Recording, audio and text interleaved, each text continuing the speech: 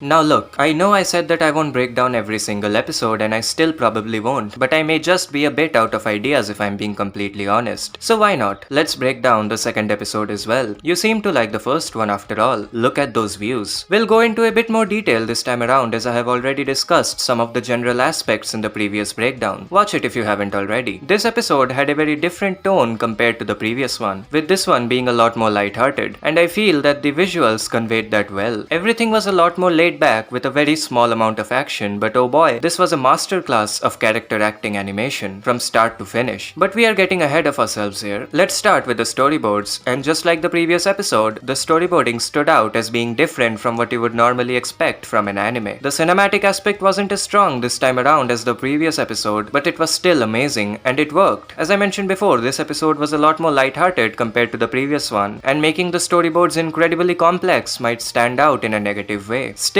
the storyboards were absolutely amazing. The way the shots were laid out and structured still felt different and unique. Starting with the amazing camera placements, even though there isn't an actual camera, I'll always remind everybody about that part. Also, look at the road flying by behind the characters here. It's not just one of those sliding illustrations you often see through the windows, it's proper camera work even though there isn't an actual camera. The shots were framed from both inside and outside the car, making it feel a lot more dynamic. The scenes that featured crowds were amazingly storyboarded.